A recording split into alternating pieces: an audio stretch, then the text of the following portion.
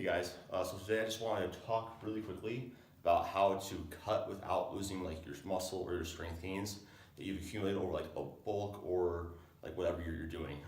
Because this is a question and a concern that a lot of people rightfully have, and it's justifiable. You put in a lot of time and effort to build that muscle to gain new strength. So basically, the question becomes, well, how do I actually cut and get lean without losing my progress? So I'm just going to share a few of my biggest tips with that. So number one, what I'm going to recommend for you guys is to lose about 0.6 to 1% of body weight per week. So lose 0.6 to 1% body weight a week. This is a really, really important point just because if losing too much weight too fast, we are risking more muscle loss. This is going to depend a lot upon what your current levels of body fat, on how fast you can lose weight. And so if you're at a higher body fat percentage for men, so you're on 15-20%, you can probably err more towards this 1% and be totally fine. Even maybe go a little bit over it depending on the individual circumstance.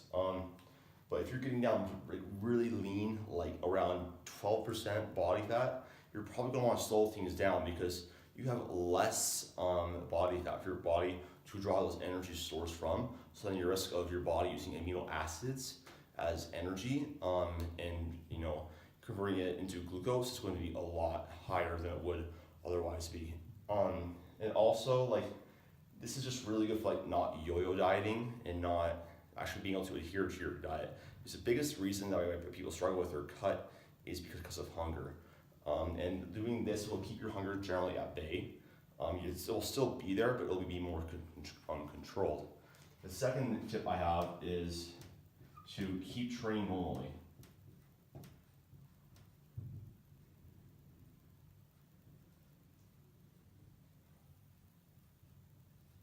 So basically, we need to understand that the best way to maintain muscle and strength that you have gained over a bulk or a maintenance phase is to keep training with that same intensity, to keep training hard, to keep training with the same volume that you were, or as close to it as you possibly can on your cut. Because your weight training is the stimulus for your body to keep that muscle, to have that adaptation, that specific adaptation to its imposed demands, which is basically the SAID principle in exercise science. So if you want to keep your muscle and keep your strength, you gotta keep training with intensity, keep training hard, because if you don't, then your body is probably going to be like, okay, well, I'm going to now take away this metabolically expensive tissue that's consuming a lot of oxygen and instead of fat, because that's just easier. It's just easier for it to do that. So this is really, really important. And third, let me do this. And for third, what I would recommend is, this marker's not working. I want to grab a new marker. This is not working. I would make sure to prioritize pre/post-workout nutrition.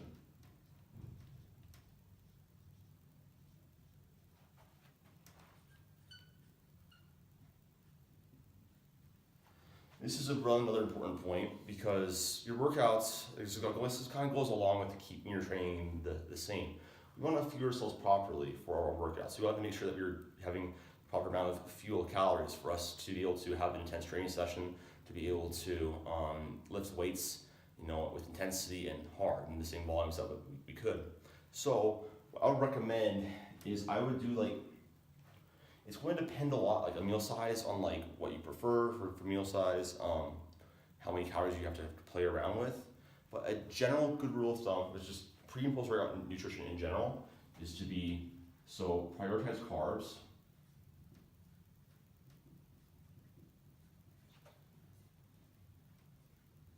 So because you gotta understand that if this is called anaerobic respiration, anaerobic basically means it happens in the presence without oxygen.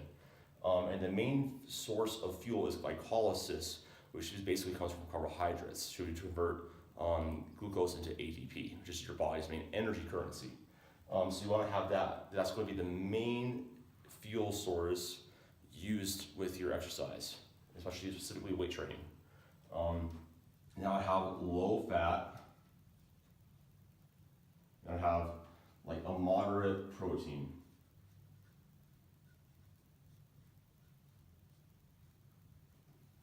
The reason why we want to have low fat is because fat is going to slow down the uptake of these other nutrients or carbohydrates. Basically, we'll have those new nutrients less available for us to access, and it'll take longer to access. So keeping low fat is going to help us actually be able to have the energy when we need it a little bit faster. Then moderate protein, just so that you don't really get hungry, and so that you do have the muscle protein synthesis still going on. You are spreading out your protein throughout the day, because that is most optimal for growth. All right, and then that's pre-imposed workout nutrition. Fourth principle that I want to touch on is to make sure that you are sleeping enough. So sleep. I would recommend for most people to get at least 6 to 8 hours a night. That's generally going to be sufficient for progress. Obviously, you want to, the closer you are to the 8, the better, but sleep is going to basically help you with your recovery, with your energy, with lowering your stress levels, because cutting is going to elevate your stress levels. And basically, the sleep is just going to make you feel way better. It's going to help control your hunger, and so it's just really, really important to have.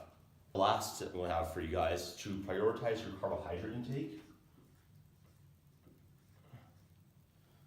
I'm going to write like this. Prioritize your carbs over your fats, and keep your protein around 1 to 1.2 grams a pound body weight. So the reason why is kind of going off the last one. I want to keep our carbs higher than our fats. For most people, I would almost recommend always pulling your fat down to about as low as you want to, that you can sustain, before you pull from carbs. It's just because carbohydrates are going to help you with your training and your actual performance in the gym, which is what we were concerned about when we were keeping this muscle mass. So your training is still staying around the same, your strength is still staying the same, you're probably holding on to a good amount of muscle, provided you are not losing too much weight per week, staying within that 0.6 to 1% weight loss per week parameter.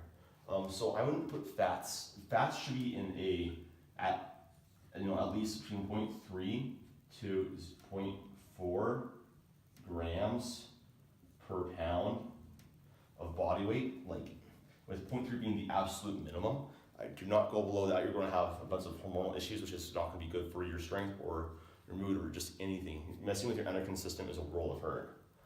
Then with protein, functional protein basically is for structure.